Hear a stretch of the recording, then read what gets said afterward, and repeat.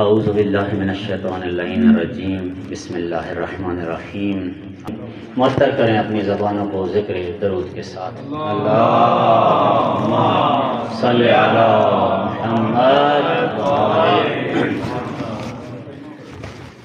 آج کی رات نہایت ہی مبارک، بعظمت اور بلند مرتبے والی رات ہے۔ یہ ذات خدا کا اپنا فیصلہ ہے، بعض دنوں کو دنوں پہ فضیلت دے دیتا ہے، بعض اوقات کو اوقات پہ فضیلت دے دیتا ہے، بعض لوگوں کو دوسرے لوگوں پہ فضیلت دے دیتا ہے، بعض انبیاء کو دوسرے انبیاء پہ فضیلت دے دیتا ہے، بعض جگہوں کو دوسری جگہوں پہ فضیلت دے دیتا ہے۔ مثلا مسجد کو یا خانہ کعبہ کو دوسری جگہوں پہ فضیلت ہے، کربلا کو دوسری جگہوں پہ فضیلت ہے۔ اسی طرح سے بعض جو اولو العزم انبیاء ہیں ان کو دیگر انبیاء اور مرسلین اور رسولوں پہ فضیلت ہے۔ اسی طرح سے مثلا قرآن مجید کو دیگر کتابوں پہ فضیلت حاصل ہے۔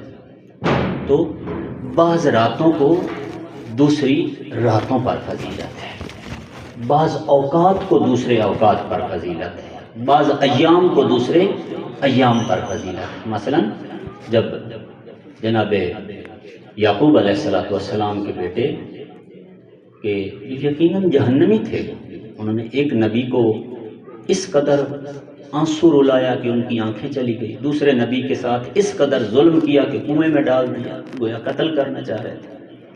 جو نبیوں کے ساتھ ایسا کرے یقیناً جہنمی ہے۔ جب یہ نبی کے جہنمی بیٹے باپ کے پاس آئے، قرآن فرماتا ہے کہ انہوں نے آ کے کہا کہ یا ابانا استغفر لنا ذنوبنا انا کنا خاطئین، کہ بابا جان ہماری خطاؤں کے لیے، گناہوں کے لیے جو ہے استغفار کریں، کہ یہی ہم شیعہ کے لیے جو ہے ایک دلیل ہے کہ ہم وسیلے کے ذریعے پروردگار عالم کی بارگاہ میں دعا کرتے ہیں۔ یہ بھی ایک دلیل ہے، ہمارے پاس بہت ساری دلیلیں، یہ بھی ایک دلیل ہے، اور یہ ثابت کرتی ہے کہ ہمارا عقیدہ اور ایمان قرآن سے ہے۔ تو جناب یعقوب نے فرمایا کہ میں تمہارے لیے عنقریب دعا کروں گا، عنقریب دعا کروں گا۔ صادق آل محمد فرماتے ہیں کہ حضرت یعقوب نے کیا کیا، اخرہا، اس کو مؤخر کیا جمعہ کی سحر کے وقت۔ جمعہ کی سحر کے وقت امام حضرت یعقوب، مطلب کیا ہے؟ مطلب یہ ہے کہ اس وقت دعائیں قبول ہوتی ہیں، نمازیں تہجد کے وقت۔ فرماتے ہیں کہ جس قدر تہجد نماز کو آپ صبح کی نماز یا اذان کے نزدیک تر کرتے چلے آئیں گے، فضیلت بڑھتی چلی جائے گی۔ خیر، بعض اوقات کو بعض اوقات پہ، بعض ایام کو آج کی رات کو دیگر راتوں پہ اہمیت ہے۔ صادق آل محمد فرماتے ہیں جس طرح لیلۃ القدر جڑی ہوئی ہے جناب رسول خدا سے، اسی قدر آج کی رات جڑی ہوئی ہے ہم اہل بیت سے، اس لیے کہ لیلۃ القدر میں قرآن نازل ہوا، آج روح قرآن کا تولد ہے اور میلاد ہے۔ وہ قرآن صامت ہے، یہ قرآن ناطق ہے کہ جن کی ولادت ہے آج کی رات۔ فرماتے ہیں کہ آج کی رات جو بچہ پیدا ہو جاتا ہے، امام صادق فرماتے ہیں وہ مومن بنتا ہے آگے چل کر، ٹھیک ہے۔ تو بہت بابرکت رات ہے، بہت بافضیلت رات ہے۔ اس رات میں بہرحال اعمال جو مفاتیح الجنان میں لکھے ہیں ان کو ہم کو انجام دینا چاہیے، اور یہ ایک سعادت ہے، ایک تحفہ ہے پروردگار کا ہمارے لیے کہ ان اوقات میں ہم اپنے آپ کو خدا کے قریب پر لے جاتے ہیں اور اس مقام تک پہنچنے کی کوشش کرتے ہیں جس پر پہنچنے کے لیے ہم خلق کیے گئے ہیں۔ اس رات میں جو موضوع سخن ہے اور بالکل اسی موضوع پہ بات بھی کی جانی چاہیے، وہ ہے حضرت حجت علیہ السلام کی ولادت با سعادت اور پھر عقیدہ مہدویت۔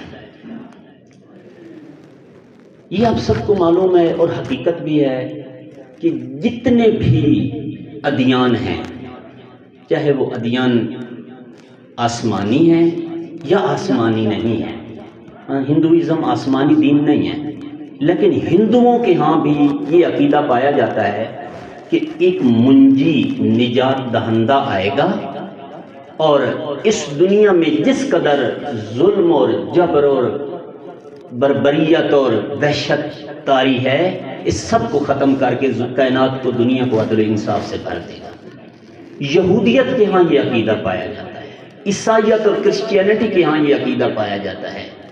اسی طرح سے مسلمانوں میں چاہے اہل سنت ہیں یا اہل تشیع، سب کے ہاں یہ عقیدہ پایا جاتا ہے کہ ایک منجی اس دنیا کے اختتام پہ آئیں گے اور اس کو اسی طرح عدل و انصاف سے بھر دیں گے جیسے یہ ظلم سے بھری ہوئی ہوگی، جیسے یہ ظلم سے بھری ہوئی ہوگی۔ لہذا تمام ادیان میں ایک نجات دہندے کا تصور موجود ہے۔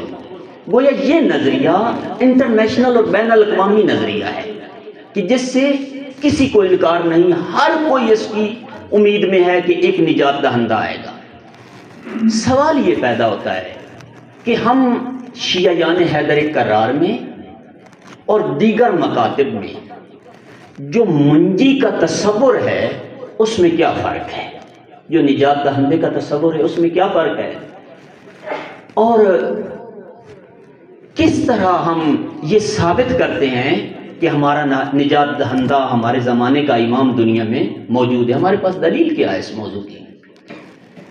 بہرحال روایت بتاتی ہے کہ آج ہی کی شام، یہی مثلا سن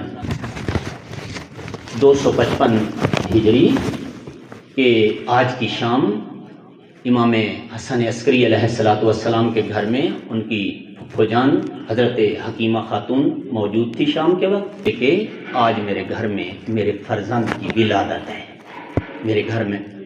حالانکہ بی بی دیکھ رہی تھی کہ کوئی بچے کے آثار نظر نہیں آ رہے۔ یہی وجہ ہے کہ بہرحال ہم یہ کہتے ہیں اور حقیقت بھی ہے، بزرگ علماء نے بھی لکھا ہے کہ حضرت حجت کی کئی شباہتیں گزشتہ انبیاء کے ساتھ ملتی ہیں۔ امام زمانہ علیہ السلام کی شباہتیں، مثلا ان میں ایک شباہت حضرت موسیٰ کی ولادت کے ساتھ ہے۔ جس طرح فرعون کے ڈر سے، اور فرعون چونکہ بچے قتل کروا دیتا تھا، اس کو نجومی نے بتایا تھا کہ ایک بچہ تیری اسٹیٹ میں پیدا ہوگا اور وہ تیرے اس کو اسٹیٹ ڈائناسٹی کو ختم کر دے گا، تو اس نے کہا میں بچے مروا دوں گا۔ اپروکسیمیٹلی اس نے 30,000 بچے قتل کروائے، میل بیبیز، کہ میں وہ بچہ پیدا ہی نہیں ہونے دوں گا کہ جس نے میری سلطنت کو ختم کرنا ہے۔ شان خدا یہ ہے اور پروردگار عالم کی طاقت یہ ہے کہ یہاں تک کہ وہ نہ تو حضرت موسیٰ کی ولادت کو جہاں پہ نہ روک سکا، وہیں پہ حضرت موسیٰ کو اللہ نے فرعون کے گھر میں پلوایا۔ آج لوگ کہتے ہیں کہ جی بہرحال یہ چھوٹا سا لشکر اور یہ تھوڑے سے لوگ اور چھوٹی سی کمیونٹی، ان کا دعویٰ ہے کہ ہم زمین کے اوپر، پوری کائنات کے اوپر حکومت کرنے جا رہے ہیں، تو یہ کیسے ممکن ہے؟ یہ اسی طرح ممکن ہے جیسے فرعون کے گھر میں اللہ نے موسیٰ پلوایا تھا۔ یہ اسی طرح ممکن ہے کہ جیسے فرعون کے گھر میں خدا نے موسیٰ پلوایا۔ جو چاہتا ہے وہ ہو کے رہتا ہے، جو خدا چاہتا ہے وہ ہو کے رہتا ہے۔ بہرحال تو جناب موسیٰ کی مادر، ان کے آخری وقت تک کسی کو معلوم نہ تھا، چونکہ ہر گھر میں جاسوس موجود تھے جو نگرانی کرتے تھے، فرعون کو جا کے بتاتے تھے کہ اس گھر میں بچہ پیدا ہونے والا، ہر گھر میں جاسوس موجود تھے۔ لیکن جناب موسیٰ علیہ السلام کی والدہ کے آخری وقت تک کسی کو پتہ ہی نہیں کہ بچہ پیدا ہونے والا ہے۔ ٹھیک ہے، اسی طرح جناب نرجس خاتون کے، جن کے بارے میں یہ ہے کہ مثلا وہ حضرت عیسیٰ علیہ السلام کے جو 12ویں حواری ہیں شمعون، ان کی نسل سے ہیں، اور جو روم کے شہنشاہ ان کی نواسی ہیں کہ جن کا نام ہے جناب نرجس خاتون ملکہ بنت یشوع، کہ یہ کس طرح سے ادھر سے آئی ایک لمبی داستان ہے، چونکہ میں نے یہاں پہ روکنا نہیں ہے، میں کسی منزل پہ لے کے جانا چاہتا ہوں آپ بزرگوں کو۔ اور تو جناب نرجس خاتون کے جو حقیقت میں ملکہ، جس شیخ صدوق نے لکھا ہے اور ایک اہل سنت کے سمجھ لیجیے تاریخ تھے، محمد بن جریر طبری بھی اس روایت کو تائید کرتے ہیں کہ جناب ملکہ بنت یشوع یہ روم کے شہنشاہ، بعض جگہ پہ لکھا ہے قیصر روم کی نواسی تھی، اور شمعون جو جناب عیسیٰ علیہ السلام کے آخری حواری تھے ان کی نسل سے تھی۔ تو بہرحال یہ اعجاز پروردگار ہے کہ پروردگار عالم نے چونکہ آخری حجت ہے، آپ کو معلوم ہے کہ جناب ابراہیم علیہ السلام کے دو بیٹے تھے، ایک اسحاق تھے اور ایک اسماعیل تھے۔ حضرت عیسیٰ حضرت اسحاق کی نسل سے تھے اور حضرت اسماعیل علیہ السلام کی نسل سے جناب مصطفیٰ ہوئے، اور جناب مصطفیٰ سے آگے جناب زہرا کی نسل سے ہوتے ہوئے، جناب زہرا سے ہوتے ہوئے امام زمان امام عسکری علیہ السلام اور امام زمان جو ہے یہ نسل اسماعیل سے ہیں۔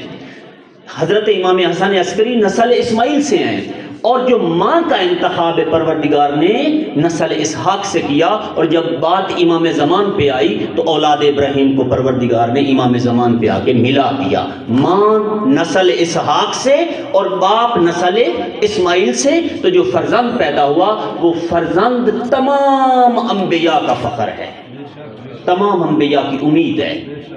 جناب حضرت سرکار حجت خدا تمام انبیاء کی امید ہیں، یہی وہ ذات ہیں جنہوں نے زمین پر حکومت، خدا کی حکومت قائم کرنی ہے۔ اور آپ کو معلوم ہے کہ یہ زمین جب سے بنی ہے اس لیے بنی ہے کہ اس کے اوپر اللہ کا حکم نافذ کیا جائے، خدا کی حکومت قائم کی جائے۔ یہی وجہ ہے جناب آدم سے لے کر سرکار خاتم تک، اور سرکار خاتم سے لے کے امام حسن عسکری علیہ السلام تک کسی امام کو اور کسی نبی کو، کسی وسیع نبی کو موقع نہیں ملا کہ وہ زمین پر پوری کائنات پر اللہ کی حکومت قائم کریں۔ ہاں ایک ذات ہے جو حکومت قائم کرے گی، اور وہ حضرت حجت خدا امام زمان علیہ السلام کی ذات ہے، لہذا تمام انبیاء کی امید ہے۔ تو بتاتے ہیں کہ روایت میں تاریخ میں لکھا ہے کہ جب حضرت کی ولادت ہوئی تو کسی کو پتہ نہ چلا، یہاں تک کہ حضرت حکیمہ خاتون بھی فرما رہی تھی کہ امام عسکری علیہ السلام سے کہ گھر میں کوئی آثار نظر نہیں آتے، لیکن جیسے ہی سپیدہ سحر نمودار ہوا آج کی رات کا، تو بی بی فرماتی ہے کہ بہرحال میں تھوڑا سا مضطرب ہوئی۔ امام عسکری علیہ السلام نے فرمایا پھپھو جان آپ سورہ قدر کی تلاوت کریں۔ یہ فرماتی میں نے سورہ قدر کی تلاوت کی، شکم مادر کے اندر بچے نے سورہ قدر کی تلاوت شروع کر دی۔ شکم مادر میں دوسری جو شباہت حضرت حجت کی نبیوں کے ساتھ وہ جناب عیسیٰ کے ساتھ ہے۔ جیسے جناب عیسیٰ نے آغوش مادر میں قرآن، امام زمان نے شکم مادر میں قرآن کی تلاوت کی، شکم مادر میں تلاوت کی، لہذا حضرت کی ولادت ہوئی۔ حضرت حجت علیہ السلام کے بارے میں مثلاً پوچھا گیا امام صادق سے کہ امام غائب کا فائدہ کیا ہے؟ مولا نے ان کو، امام زمان علیہ السلام کو امام عسکری نے علیہ السلام نے چھپائے رکھا، چند مخصوص اصحاب کو حضرت کا جو ہے وہ تعارف کروایا، ان سے ملاقات کروائی، لہذا 5 سال کے تھے کہ جب حضرت کے بابا کا انتقال ہوا، شہادت ہوئی امام عسکری علیہ السلام کی، اور اس کے بعد کیا ہے، اس کے بعد یہ کہ امام زمان علیہ السلام نے اپنی دنیا کو اور اس زمانے کے جو لوگ تھے ان کو اپنا تعارف کروایا۔ کیسے تعارف کروایا کہ حضرت کے ایک بھائی تھے امام عسکری علیہ السلام کے، جن کا نام تھا جعفر کذاب۔ جعفر کذاب اگرچہ امام کے بیٹے تھے، امام کے بھائی تھے اور امام کے چچا تھے، لیکن بہرحال لازمی نہیں کہ اگر نسب جو ہے وہ آپ کا سادات ہے یا علوی ہے یا حسینی ہے تو آپ کے اعمال بھی علی علیہ السلام جیسے ہوں، یا آپ کے اعمال بھی جناب سیدۃ النساء یا پیغمبر گرامی، نہ، نبیوں کے بیٹے جو ہیں وہ بھی بہرحال قرآن فرماتا ہے کہ جب نبی نوح کا بیٹا جہنمی ہو کے مرا تھا، طوفان نوح میں ڈوب کر مرا تھا، حالانکہ نبی کا بیٹا تھا۔ ایک مرتبہ پھر بھی صلوات پڑھ دیں محمد و آل محمد کی ذات صلی اللہ علیہ وسلم۔ لہذا امام زمان علیہ السلام جس وقت حضرت کے بابا بزرگوار کے نماز جنازہ پڑھانے کے لیے جعفر کذاب سامنے کھڑے ہوئے، امام آگے بڑھے، 5 سال کا سن تھا، حضرت نے فرمایا کہ معصوم کا جنازہ معصوم پڑھاتا ہے، میں پڑھاؤں گا اپنے باپ کا جنازہ۔ یہ پہلا تعارف تھا حضرت کا۔ اوورال مولا پہلے سے بہرحال اپنے مخصوص نائبین کو اور جو مولا کے اصحاب تھے امام عسکری علیہ السلام نے ان سے ملاقات کروائی تھی، لیکن یہ پہلی دفعہ تھا کہ مولا کا سب کو پتہ چلا کہ امام عسکری کے ہاں ایک بیٹا ہے اور وہ یہ ہے۔ تو حالات یہ تھے کہ یہی جعفر کذاب متعدد مرتبہ امام زمان کو شہید کروانے کے لیے، قتل کروانے کے لیے اس زمانے کے جو عباسی خلیفہ تھا اس کے لشکر کو، اس کی فوج کو لے کے مولا کے گھر میں آئے۔ کئی دفعہ مولا کے گھر کی تلاشی لی گئی، کئی دفعہ مولا کے اوپر انہوں نے چھاپے مارے کہ مولا کو جو ہے وہ، چونکہ لکھا ہوا تھا، رسول اللہ نے فرمایا تھا کہ جب میرا آخری نائب دنیا میں آئے گا تو وہ زمین کو اسی طرح عدل سے بھر دے گا جیسے وہ ظلم سے بھری ہوئی ہوگی۔ تو ان کو پتا تھا کہ ہماری حکومت مشروع نہیں ہے، ان کو پتا تھا کہ یہ حق کی حکومت علی اور اولاد علی کا ہے، لہذا وہ چاہتے تھے کہ امام زمان علیہ السلام کو شہید کر دے، قتل کر دے جیسے، لیکن پروردگار عالم نے اپنی آخری حجت کو بچانا تھا۔ یہی وجہ ہے کہ کچھ عرصے کے بعد حضرت حجت غیبت صغریٰ میں چلے گئے۔ جب غیبت صغریٰ میں چلے گئے تو غیبت صغریٰ کے زمانے میں حضرت کے چار نائب تھے جن کو نواب اربع کہتے ہیں۔ ان نائبین کے ذریعے امام زمان علیہ السلام سے رابطہ ہوتا تھا، اور یہ جو نائب تھے مومنین کی حاجات اور مومنین کے جو سوال ہیں وہ حضرت حجت کے پاس لے کے جاتے تھے، اور حضرت حجت ان کے جواب دیتے تھے۔ اس کے بعد مولا کا دوبارہ دنیا میں ظہور ہوا، اور مولا نے پھر فرمایا کہ اس کے بعد ہمارے نائب نہیں ہوں گے، بلکہ کیا ہوگا، فقیہ ہوں گے، مجتہد ہوں گے۔ ان کی خصوصیات بتا دی، فرمایا ہم ان پہ حجت ہیں اور وہ آپ پہ حجت ہوں گے۔ گویا دنیا سے غیبت کبریٰ میں جاتے ہوئے حضرت حجت نے ہمارا ہاتھ جو ہے فقیہ اور مجتہد کے ہاتھ میں دیا، اس لیے کہ کسی بھی جگہ پہ ہم نہ بھٹکیں، نہ ٹھکرائیں اور نہ کہیں پہ گریں۔ جیسے مثلا سڑک کے کنارے بچہ، چھوٹا سا بچہ جو ہے وہ جا رہا ہوتا ہے، ٹریفک ہوتی ہے زیادہ، تو یقیناً یہ بچہ خطرے میں ہے، کبھی ادھر بھاگتا ہے کبھی ادھر بھاگتا ہے، یقیناً یہ خطرے میں ہے۔ لیکن اگر اسی بچے کا ہاتھ اگر کسی بزرگ کے ہاتھ میں ہو تو کیا ہوتا ہے، اب اس بچے کو کوئی خطرہ نہیں ہے، اس لیے کہ اس کا ہاتھ ایک بزرگ کے ہاتھ میں ہے۔ این اسی طرح امام زمان علیہ السلام نے ہمارا ہاتھ فقہا اور مجتہدین کے ہاتھ میں دیا، اور فرمایا کہ ہم ان پر حجت ہیں اور یہ تم پر حجت ہے۔ بہرحال تو شیعہ کا عقیدہ جو ہے امام زمان علیہ السلام کے بارے میں وہ دیگر مکاتب اور دیگر مذاہب سے مختلف ہے۔ دیگر مکاتب کو جب آپ مطالعہ کرتے ہیں، اسٹڈی کرتے ہیں، تو پتہ چلتا ہے کہ یہ لوگ ایک افسانوی کردار ہے ان کے سامنے، جو منجی کا کردار ہے، نجات دہندے کا کردار ہے، جیسے کوئی افسانہ ہوتا ہے، جیسے کوئی کہانی ہوتی ہے، وہ اس طرح سے ہے۔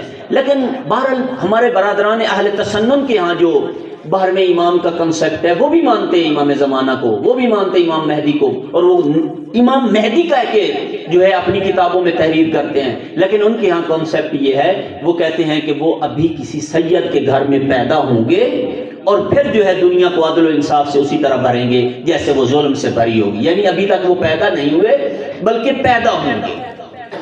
لہذا وہ کہتے ہیں کہ یہ ممکن ہی نہیں ہے کہ کوئی شخص اتنا لمبا عرصہ تک دنیا میں کیا کرے، زندہ رہے۔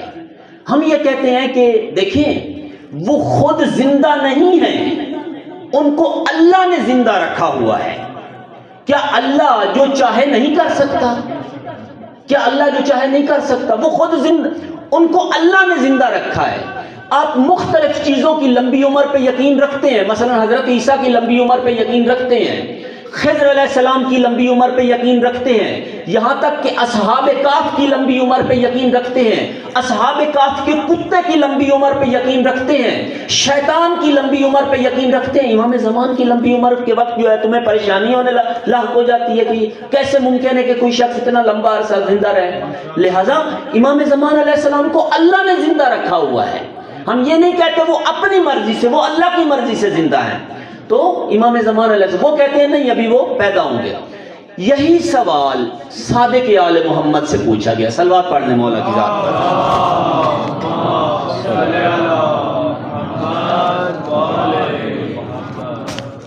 جب مولا سے یہ سوال پوچھا گیا کہ آقا امام غائب کا فائدہ کیا ہے، جب امام غیبت میں ہوتا ہے تو اس کا فائدہ کیا ہوتا ہے، امام نے فرمایا وہ مشہور جملہ جو آپ سب کو معلوم ہے، صادق آل محمد نے فرمایا غائب امام کا فائدہ یہی ہے کہ جیسے بادلوں کے پیچھے سورج ہوتا ہے، اسی طرح غائب امام جو ہے بادلوں کے پیچھے سورج کی طرح ہے امت کے لیے۔ اب کیا سورج کے سامنے بادل آ جائے تو کائنات کا نظام رک جاتا ہے؟ کائنات میں تاریکی چھا جاتی ہے.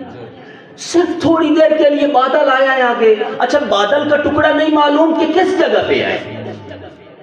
لازمی نہیں کہ اسلام آباد میں سورج کے سامنے بادل ہو تو ملتان میں بھی سورج کے سامنے بادل ہو. لازمی نہیں کہ اسلام آباد میں سورج کے سامنے بادل ہے تو لاہور میں بھی سورج کے سامنے بادل ہے, ایران میں بھی سورج کے سامنے بادل. وہ میرے شہر میں سورج کے سامنے بادل ہے, ممکن ہے کسی اور جگہ پہ. یہی وجہ ہے کہ فرماتے ہیں صادق آل محمد نے فرمایا کہ حضرت حجت علیہ الصلوۃ والسلام ایسے ہی ہیں جیسے بادلوں کے پیچھے سورج ہو. وہ آپ کو دیکھتے ہیں, آپ سے کلام کرتے ہیں, آپ سے کلام کرتے ہیں. اسی طرح سے مولا فرماتے ہیں آپ کی مجالس میں آتے ہیں. جب حضرت ظہور فرمائیں گے ہم میں سے ہر شخص کہے گا کہ ہم نے تو ان کو دیکھا ہوا ہے, ہم نے تو ان کو دیکھا ہوا ہے, ان سے ملاقات ہے ہماری, صرف پہچانتے نہیں ہیں. یہی وجہ ہے کہ حکم ہے کہ جب کوئی مومن ملے آپ سے یا ان سے آپ ملاقات کریں تو کیا کریں, آپ مومن کا بہت احترام کیا کریں. نہیں معلوم کس مومن کی شکل میں آپ سے آپ کے زمانے کے امام ملاقات کر رہے ہیں. صلوات پڑھیں مولا امام زمان علیہ السلام کی ذات پر. اللہم صلی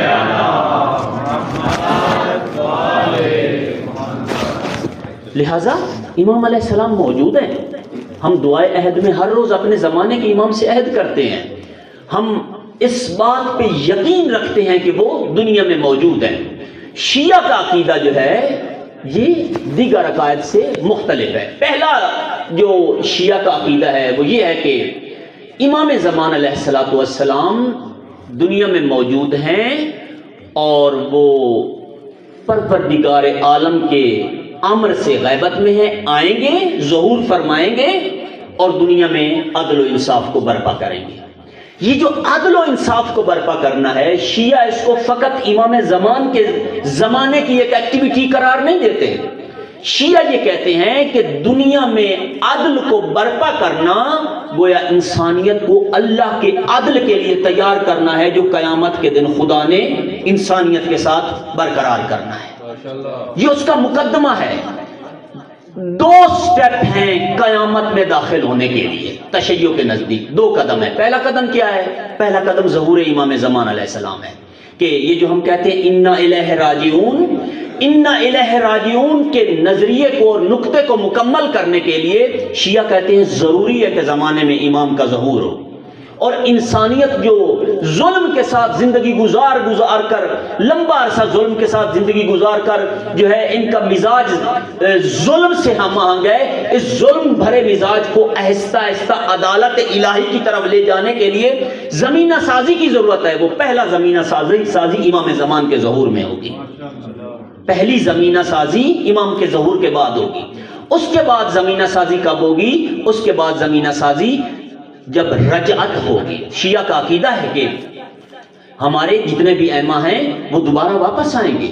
زمانہ رجعت میں عدالت قائم ہوگی, عدالت علوی قائم ہوگی, عدالت مصطفی قائم ہوگی, عدالت حسنی اور حسینی قائم ہوگی. لہٰذا یہاں پہ عدالت کے مطابق زندگی گزارنے کی پریکٹس کروائی جائے گی.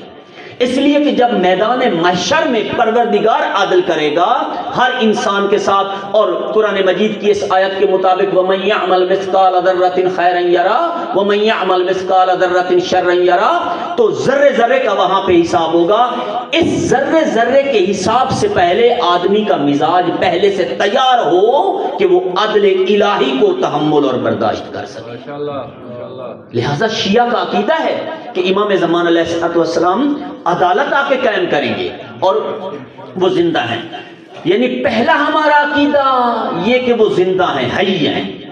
ایک فرانسوی بہت بڑے دانشمند اور دانشور تھے علامہ طباطبائی علیہ رحمہ کے ساتھ یہ عموماً خط و کتابت کرتے رہے اور علمی بحث مباحثہ کرتے رہے, آخر پہ شیعہ ہو گئے. ان کا نام تھا ہانری کوربن. ہانری کوربن کی بہت اچھی کتابیں ہیں اور اس کا ایک بہت فیمس کوڈ ہے کہ جو اس وقت بھی آپ کو گوگل پہ بھی اور اس پہ بھی اویلیبل ہے. ہانری کوربن کہتے ہیں کہ میں نے بہرحال مختلف مکاتب اور مختلف مذاہب کو پہچانا ہے, ان کے بارے میں نالج گین کیا ہے, پڑھا ہے. دنیا میں فقط ایک مکتب ایسا ہے, فقط ایک مکتب ایسا ہے کہ جو آج بھی زمین اور آسمان کا رابطہ جوڑے ہوئے ہے، اور وہ مکتب تشیع ہے۔ وہ مکتب تشیع ہے۔ ہر مکتب میں پیغمبر کے بعد زمین کا رابطہ آسمان سے کٹ گیا ہے۔ اگر نہیں کٹا زمین کا رابطہ آسمان سے تو مکتب تشیع کا رابطہ نہیں کٹا۔ شیعہ وہ ہیں کہ جن کے زمانے کا امام موجود ہے، پردہ غیبت میں ہے، آج بھی زمین پر موجود ہے، اور یہ جو لیلۃ القدر کی سورہ قدر ہے، یہ سورہ قدر میں تنزل الملائکۃ والروح جو ہے، یہ ملائکہ اور روح کس کے پاس آتے ہیں؟ یہ امام زمان علیہ السلام کی خدمت میں آتے ہیں۔ اگر زمین پر معصوم موجود نہ ہو تو ان کی میزبانی کرنے والا کوئی نہیں ہے یہاں پہ۔ یعنی اللہم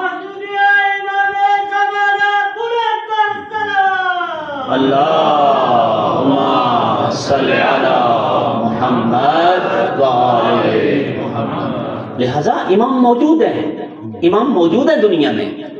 ایک ابھی انقلاب اسلامی ایران کو 2-3-4 سال ہوئے تھے، تو اسرائیل کو احساس ہوا کہ بہرحال یہ شیعہ یکدم دیوار کے پاس ساتھ لگے ہوئے تھے، اور ہم دیوار کے ساتھ لگانا ہی کہتے ہیں نا، دیوار کے ساتھ لگے حاشیے میں تھے، یہ یکدم میدان میں نکل کے آ گئے ہیں، اور انہوں نے اتنے بڑے ملک کے اندر جو ہے 250 سالہ شہنشاہی نظام ختم، یہ ہیں کون؟ ان کو پہچانا جائے۔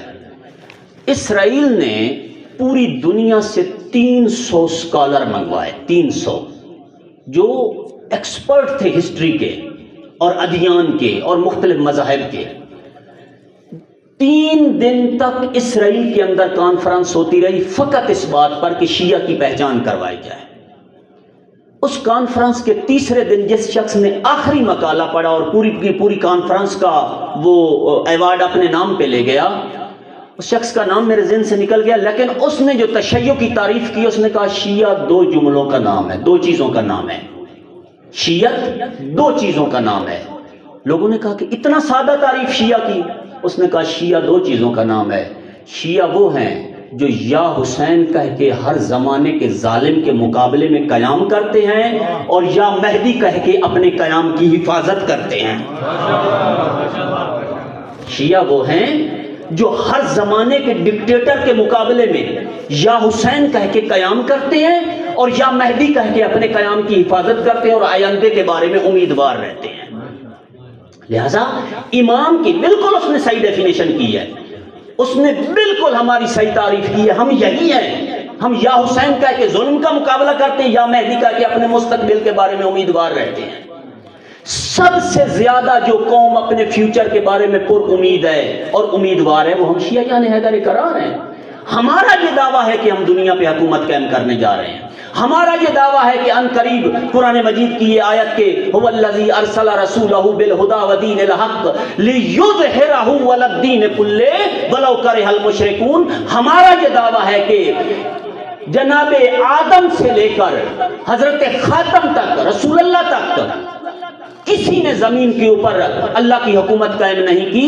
کس نے یہ حکومت قائم کرنی ہے؟ کہ قرآن فرما رہا ہے کہ سارے دین ختم ہو جائیں گے، فقط دین اسلام کی پوری کائنات پہ حکومت ہوگی۔ کون یہ حکومت قائم کرے گا؟ ہمارا یہ دعویٰ ہے امام زمان یہ حکومت قائم کریں گے۔ امام زمان یہ اللہ کی حکومت زمین پر قائم کریں گے، اس لیے نہیں کہ ان کو خود کو حکومت کا شوق ہے، نہ، وہ اپنے نفس کے لیے، ذاتی خواہش کے لیے ذرہ برابر بھی کچھ نہیں کرتے۔ وہ جو کچھ کرتے ہیں ذات رضائے خدا کے لیے کرتے ہیں۔ انہوں نے اللہ چاہتا ہے کہ زمین پر حکومت اللہ کی قائم ہو۔ انسان کو اللہ نے بنایا ہے، کائنات کو اللہ نے بنایا ہے، جس نے اس کو بنایا ہے اس کا حق ہے اس کے اوپر حکومت کرے۔ لیکن یہ شیطان صفت لوگ، یہ شیطنت، اس نے اس قدر لوگوں کو گمراہ کیا اور بہکایا کہ پوری تاریخ میں آپ دیکھیں فرعون تخت پہ بیٹھتا تھا، موسیٰ جو ہے بعض دفعہ ان کے سامنے دربار میں بلائے جاتے تھے، بعض دفعہ جادوگروں کے سامنے کھڑے کیے جاتے تھے، بعض دفعہ ان کے ساتھ کوئی ظلم ہوتا تھا، بعض دفعہ کوئی ظلم۔ اسی طرح نمرود تخت پہ بیٹھتا تھا، جناب ابراہیم ان کے سامنے غلام بن کے، اور ان کے سامنے بعض دفعہ ان کو پکڑ کے آگ میں ڈال دیا جاتا تھا، بعض دفعہ کسی اور مصیبت میں ڈالا جاتا تھا۔ یعنی انبیاء الہی پوری تاریخ میں اولیاء الہی سوائے 2-3 نبیوں کے اور امیر المومنین علی علیہ السلام کے جو 4 سال حکومت، اور اسی طرح امام مجتبیٰ کے جو 5-6 مہینے حکومت ہے، اس کے سوا کس معصوم کو حکومت ملی ہے زمین پر؟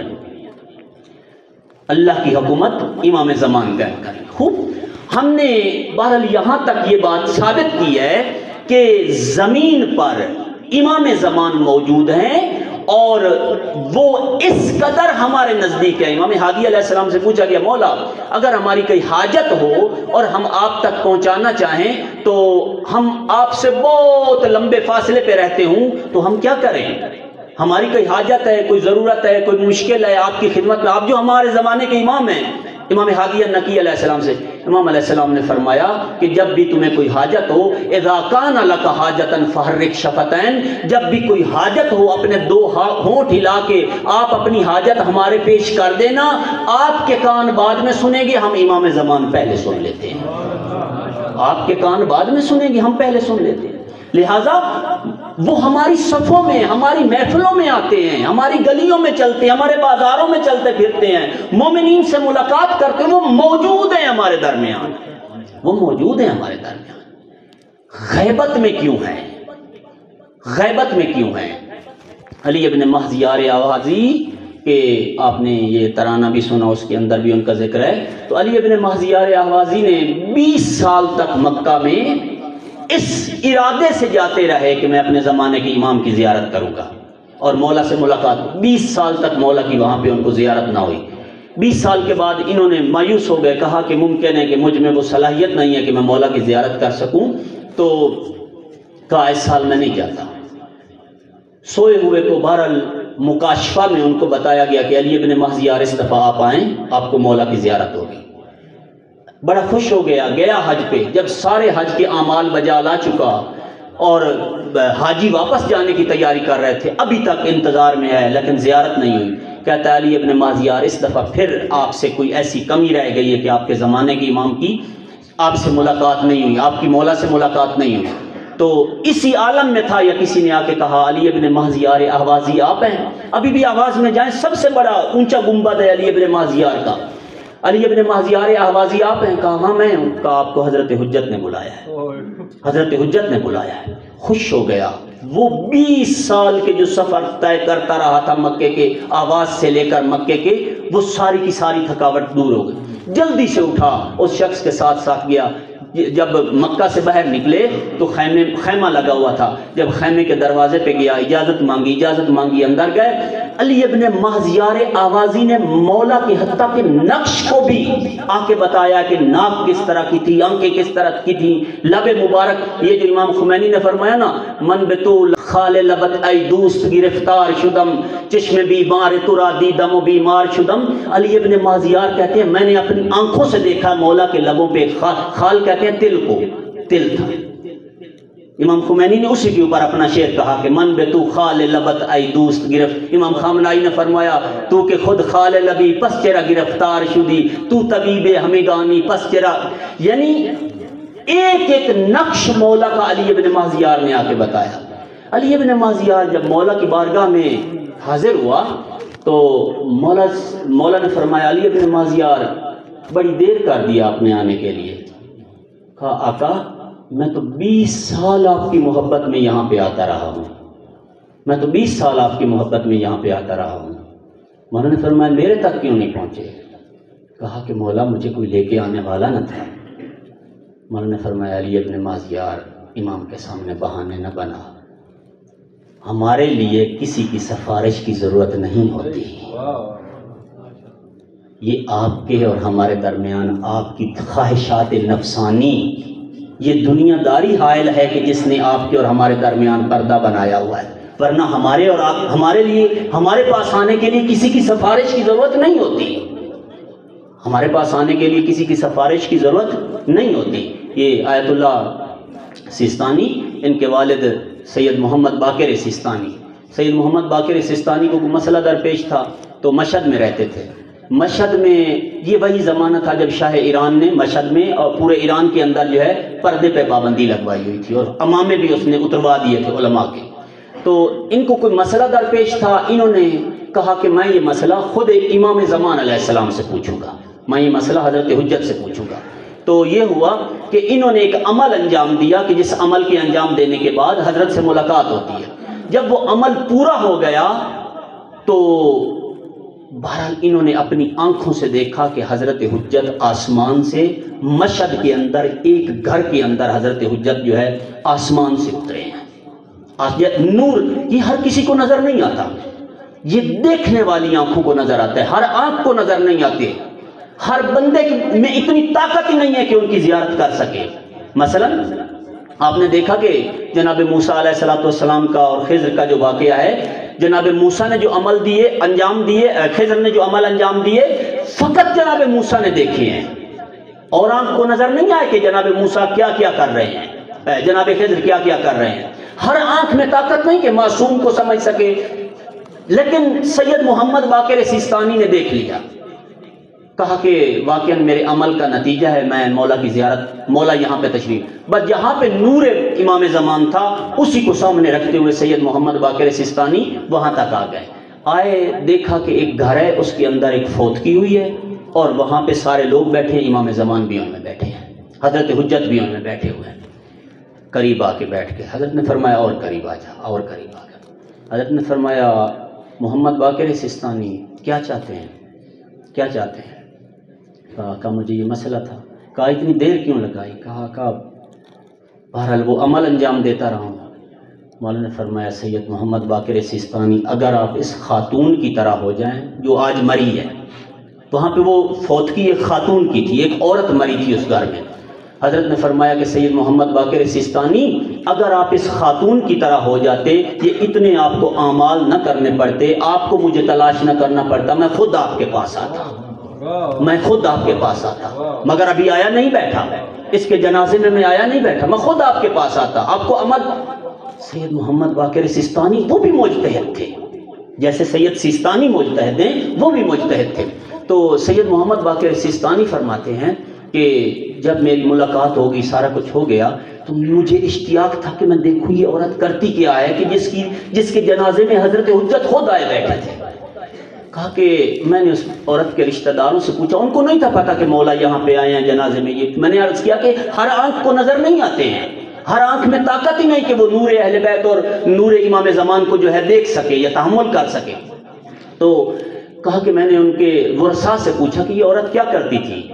انہوں نے کہا کہ باقی تو جو اس کے واجبی اعمال ہوتے ہیں، فرائض ہیں جو دن اور رات کے، وہ انجام دیتی ہے، یا روزہ ہے، نمازیں ہیں جو، لیکن ایک عمل اس کا جو تھا وہ منفرد تھا. کہا کیا عمل تھا؟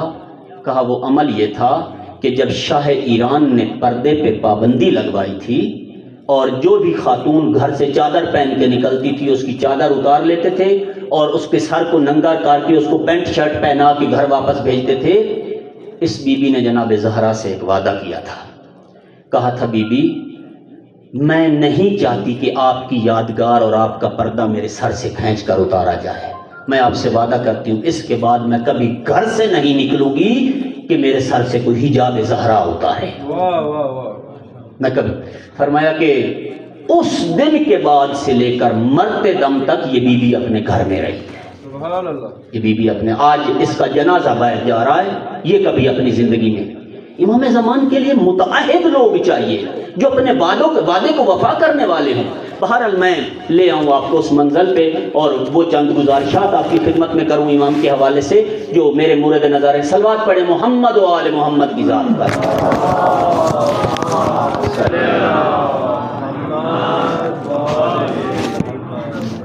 ظہور کے لیے، ظہور کے رستے میں کون سی چیزیں حائل ہیں؟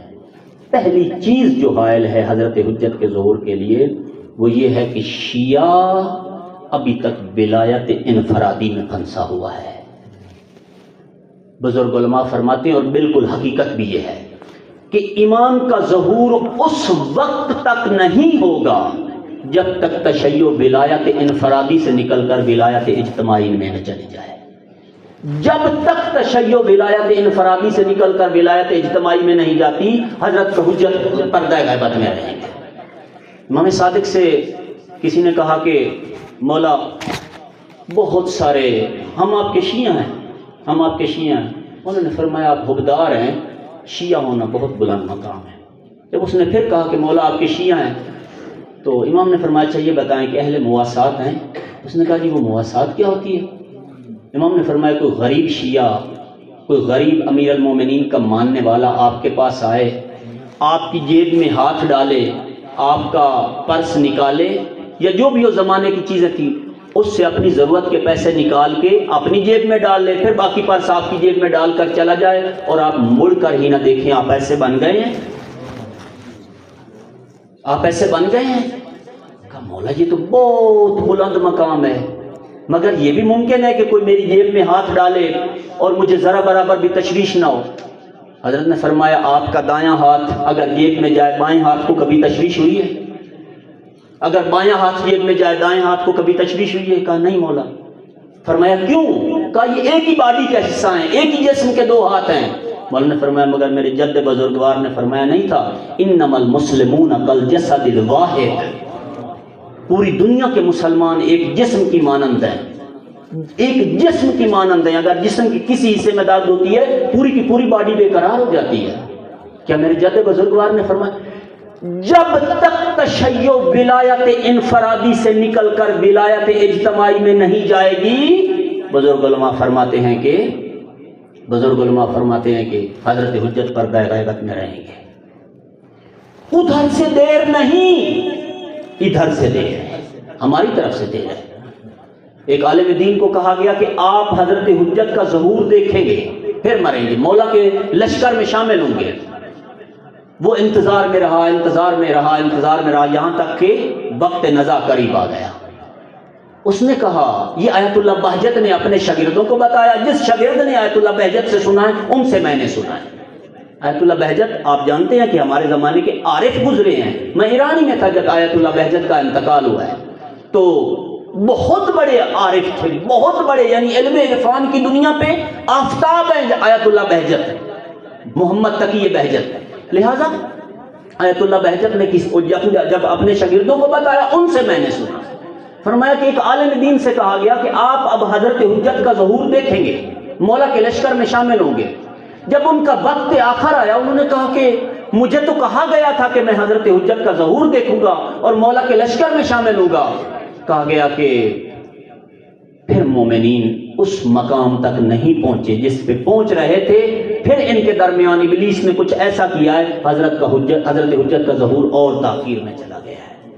دیر ادھر سے نہیں، دیر ادھر سے ہے، ہم تیار نہیں ہیں۔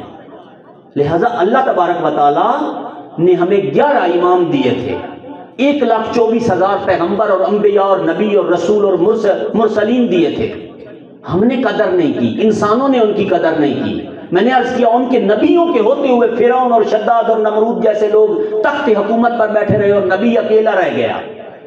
اب اللہ تبارک و تعالیٰ نے اپنی آخری حجت کو اس وقت تک پردہ غیبت میں رکھا ہے جب تک ہمیں ضرورت کا احساس نہیں ہوگا، جب تک ہم خود امام کی ضرورت محسوس نہیں کریں گے۔ اور اس ضرورت، ہمیں پانی کی پیاس لگتی ہے پیچھے بھاگتے ہیں یا نہیں بھاگتے؟ روٹی کی بھوک لگتی ہے پیچھے بھاگتے ہیں یا نہیں بھاگتے؟ کیوں اپنے زمانے کے امام کے لیے ہم اتنی سٹرگل نہیں کرتے؟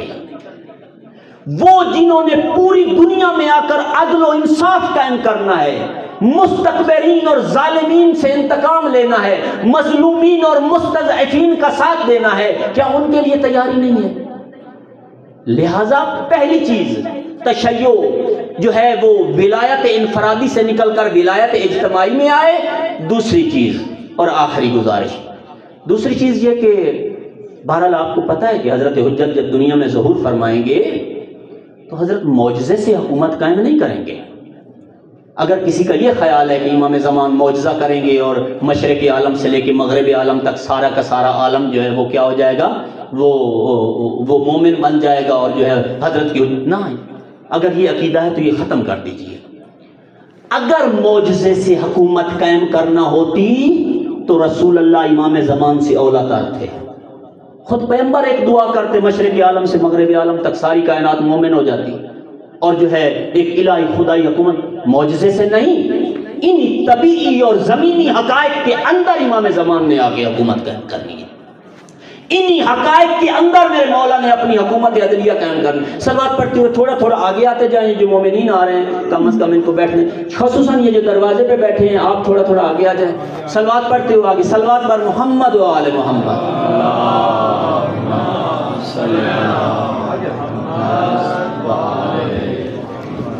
بار دیگر بلند تر صلوات۔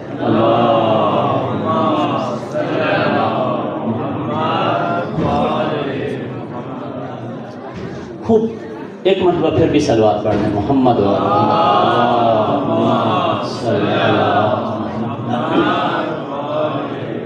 انہی زمینی حقائق کے اندر، طبیعی نظام کے اندر امام آ کے حکومت قائم کریں گے۔ اب اگر طبیعی نظام میں حکومت قائم کرنی ہے تو طبیعی نظام میں کیا ہوتا ہے؟ کیا ہر جگہ پہ حاکم خود موجود ہوتا ہے؟ نہ، حاکم ایک جگہ پہ ہوتا ہے، باقی مقامات پہ ان کے نمائندے ہوتے ہیں، گورنر ہوتے ہیں، والی ہوتے ہیں، بہرحال ہر ڈپارٹمنٹ کا ایک اپنا اپنا افسر ہوتا ہے جو اس ڈپارٹمنٹ کو لے کے آگے بڑھتا ہے۔ ضرورت اس امر کی ہے کہ جب حضرت حجت تشریف لے آئیں اور حکومت عدلیہ قائم کریں کہ امام خامنائی نے فرمایا ہے اور بالکل بجا فرمایا ہے کہ ایک دفعہ پھر ہم فرماتے ہیں کہ ہم ماں بکلہا نزدیک شدیم، کلے کہتے ہیں وہ چوٹیوں کو، ہم ان چوٹیوں کے نزدیک پہنچ گئے ہیں کہ جن چوٹیوں پہ پہنچنے کے بعد امام کے لشکر میں ہم شامل ہو جائیں گے۔ اگر امام زمان تشریف لے آتے ہیں ہمارے اپنے زمانے میں تو واقعاً مجھے ایک امام زمانی ہونے کی حیثیت سے، ایک شیعہ ہونے کی حیثیت سے اپنے آپ سے پوچھنا چاہیے کہ کیسر کون سا شعبہ ہے جو امام زمان آپ کے سپرد کریں اور مولا فرمائیں بس یہ شعبہ محفوظ ہاتھوں میں چلا گیا ہے؟ کون سا شعبہ ہے؟ میں کس کام آ سکتا ہوں مولا کے؟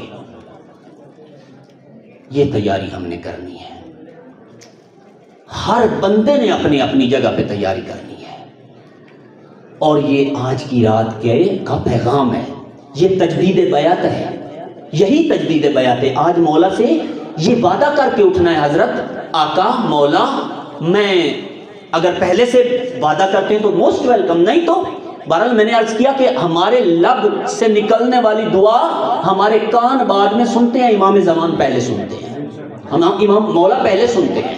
تو میں نے اپنے مولا سے یہ عہد یہ کرنا ہے، آقا آج تک میں غفلت میں تھا، مجھے نہیں تھا پتا اس بات کا، میں متوجہ ہی نہیں تھا اس بات کی طرف، مولا آج کے بعد جس ڈپارٹمنٹ کا میں سبجیکٹ اسپیشلسٹ ہوں، اس ڈپارٹمنٹ میں میں ایسے اپنا رول پلے کروں گا کہ جب آپ تشریف لے آئیں گے، جب یہ شعبہ میرے حوالے کریں گے، میں آپ سے عہد کرتا ہوں کہ اس میں ذرہ برابر بھی کہیں کوتاہی نہیں ہوگی۔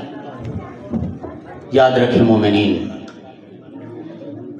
اگر ہم امام کا ساتھ نہ دیں، تاریخ نے یہ بتایا، آپ خود سارے، آپ میں سے کون ہے جس کو پتہ نہیں ہے؟ یہ سب پڑھا لکھا، یہی تو اہل علم لوگ ہیں جو مجلس حسین میں بیٹھتے ہیں، آپ سے زیادہ پڑھا لکھا کون ہے؟ اگر لوگ ساتھ نہ دیں، اگر امت ساتھ نہ دے، امام کا سر کبھی نو کے نیزہ پہ چڑھتا ہے، کبھی امام جا کے کنویں میں اپنا منہ ڈال کر اپنے علم کا اظہار کرتا ہے، کبھی امام موسیٰ کاظم علیہ السلام کی طرح قید و بند کی صحبتیں برداشت کرتا ہے، کبھی جلا وطن کیا جاتا ہے۔ اگر امت ساتھ نہ دے تو امام تنہا رہ جاتا ہے۔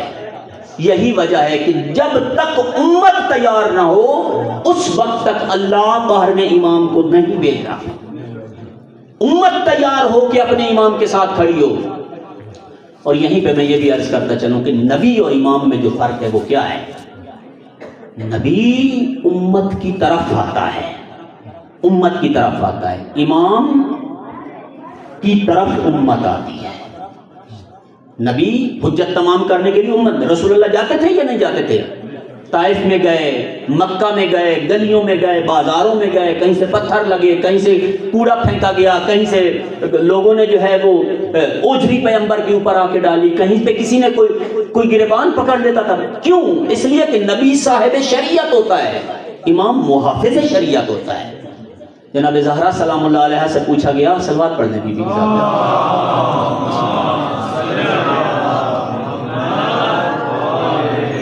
کسی نے کہا کہ بی بی واقعاً آپ کے بابا نے اپنے بعد آپ کے شوہر نامدار کو اپنا وصی اور جانشین بنایا تھا؟ بی بی نے فرمایا کہ آپ غدیر خم پہ نہیں تھے؟ کہا میں تھا۔ کہا کہ میرے بابا نے میرے شوہر کا ہاتھ پکڑ کر تمہیں نہیں دکھایا تھا اور کہا تھا من کنت مولا فہذا علی کہا تھا؟ بی بی نے کہا اس سے بڑی دلیل اور کیا ہے؟ کہا کہ ہمیں ابہام یہ ہے کہ اگر رسول اللہ نے علی کو اپنے بعد حاکم بنایا تھا تو پھر جب علی کا حق غصب ہوا ہے تو انہوں نے قیام کیوں نہیں کیا؟ انہوں نے قیام کیوں نہیں کیا؟ خدا شاید یہ جواب جناب زہرا ہی دے سکتی، اور کوئی نہیں دے سکتا۔ بی بی نے فرمایا دیکھ، مثل الامام مثل الکعبہ، امام کی مثال کعبہ کی مثال ہوتی ہے۔ لوگ کعبے کے پاس چل کر آتے ہیں، نہ کعبہ لوگوں کے گھروں میں چل کر جاتا ہے کہ میری حج کر لو۔ یہ جواب جناب زہرا ہی دے سکتی ہے۔ بی بی نے فرمایا امام کی مثال کعبے کی مثال ہے، لوگوں کا حق ہے کہ امام کے پاس آئیں، لہذا اگر لوگ تیار نہیں ہوں گے، اگر لوگ اپنی تیاری نہیں کریں گے تو حضرت حجت اسی طرح جیسے 1250 سال سے یہ طولانی ہوتی چلی جائے گی۔ اور اگر عوام تیار ہو گئی، ہم تیار ہو گئے، تو یہ غیبت کا سفر ختم ہو جائے گا۔ یہ امت جو اس وقت مظلومیت میں ہے، یتیمی میں ہے، مسکینی میں ہے، یہ جو قتل و غارت ہو رہی ہے، یہ جو دعائیں مانگ رہے ہیں۔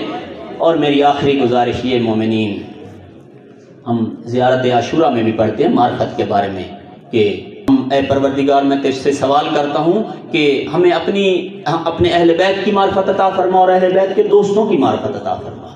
معرفت دو طرح کی ہوتی ہے، ایک معرفت علمی یا معرفت ذہنی ہوتی ہے، ایک معرفت قلبی ہوتی ہے۔ جو معرفت ذہنی ہے وہ معاویہ کو بھی حاصل تھی۔ کیا امیر شام کو مولا علی کی معرفت نہ تھی؟ ان کو نہیں پتا تھا کہ علی کعبہ میں پیدا ہوئے ہیں، ان کو نہیں پتا تھا کہ علی کے فضائل کیا ہیں۔ جنہوں نے جمل میں علی علیہ السلام کا مقابلہ کیا، ان کو پتا نہیں تھا کہ علی کا مقام کیا ہے۔ تلواریں ننگی لے کر مگر علی کے مقابلے میں نہیں آئے۔ معرفت علمی کافی نہیں ہے، معرفت ذہنی کافی نہیں ہے۔ معصوم کی اطاعت کرنے کے لیے ہم عموماً یہاں پہ ہماری مجالس کا ٹرینڈ یہ ہے کہ یہاں سے معرفت علمی دی جاتی ہے، معرفت ذہنی دی جاتی ہے۔ معرفت ذہنی ضروری ہے لیکن مکمل نہیں ہے، معرفت قلبی ضروری ہے۔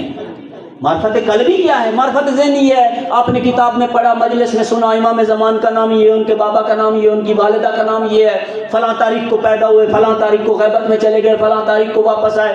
یہ سارے کے سارے یہ معرفت ذہنی ہے، یہ معرفت ذہنی ہے کہ ہونی چاہیے، مومن کو پتہ ہونا چاہیے اپنے، لیکن یہ کافی نہیں ہے۔ مطلوب جو ہے معصوم کی نظر میں وہ معرفت قلبی ہے۔ معرفت قلبی کیا ہے؟ معرفت قلبی یہ ہے کہ مطیع امام ہونا، جو حکم امام ہے اس کے اوپر نہ ایک انچ آگے نہ ایک انچ پیچھے۔ حضرت حجت اس وقت تشریف لے آئیں گے جب مومنین ولایت انفرادی سے نکل کر اجتماعی میں جائیں گے اور ذہنی طور پر تیار ہو جائیں گے، اور اس لیے تیار، اس طرح تیار ہو جائیں گے کہ میں حضرت حجت کی حکومت میں مثلا یہ کام کروں گا، یہ شعبہ میں سنبھالوں گا۔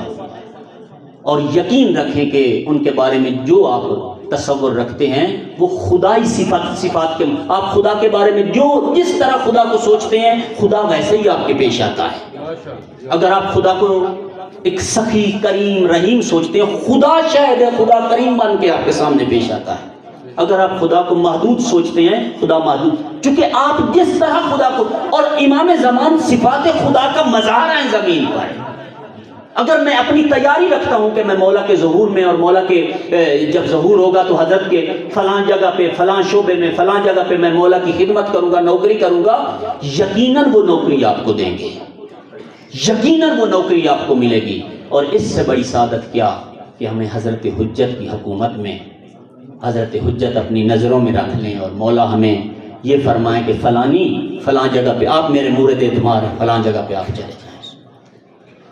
انہی دعاؤں کے ساتھ اور اسی التجا کے ساتھ کہ پروردگارہ ہمیں لشکر امام میں شامل ہو کر نصرت امام کی توفیق عطا فرما، ہمیں معرفت قلبی امام زمان عطا فرما، محمد و آل محمد کی عزت و عظمت کا واسطہ زمانے کے امام کو ہم سے راضی و خوشنود فرما، مولا کے اعوان و انصار میں شامل ہو کر نصرت امام کرنے کی توفیق عطا فرما۔ پالنے والے جنہوں نے آج کا جشن اس کو برگزار کیا، پالنے والے ان کو حضرت حجت کی بارگاہ سے وسیع اجر عطا فرما، خصوصاً بالخصوص کامران بھائی، قبلہ جابر شاہ، میرے عزیز مصدق، اور جتنے بھی مومنین جہاں پہ اس وقت سے لے کے ابھی تک اس جشن میں شریک ہیں، حصہ ملا، پالنے والے تمام کو آج کی رات کے صدقے میں مولا فرماتے کہ اللہ نے قسم اٹھائی ہے، خدا نے اپنی ذات قرآن میں آپ نے دیکھا مختلف چیزوں کی قسم کھائی ہے، آج کی رات کے لیے اللہ نے اپنی ذات کی قسم کھائی ہے، آج کی رات کوئی ہاتھ میں خالی واپس نہیں لوٹاؤں گا۔ امام باقر علیہ السلام کا فرمان ہے کہ آج کی رات کوئی ہاتھ میں خالی، لہٰذا وہ دعائیں جو پورا سال قبول نہیں ہوئی، منظور نہیں ہوئی، ان دعاؤں کو اب مورد نظر قرار دیں اور اپنی نظروں کے سامنے لیں۔ پالنے والے حاضرین کی تمام تر حوائج شریعہ کو پورا فرما، محمد و آل محمد کے صدقے جو بیمار ہیں ان کو شفاء کاملہ عاجلہ عطا فرما، جو بے روزگار ہیں ان کو برسر روزگار فرما، جو بے اولاد ہیں ان کو نیک اولاد عطا فرما، جو پریشان حال ہیں ان کی پریشانیاں دور فرما۔ مولا جو مومنین اپنے بچوں کے رشتوں کے حوالے سے پریشان ہیں ان کو بہترین مومن اور متدین رشتے عطا فرما۔ محمد و آل محمد کی عزت و عظمت کا واسطہ ہمارے جوانوں کو عفت، حیا اور شرم عطا فرما۔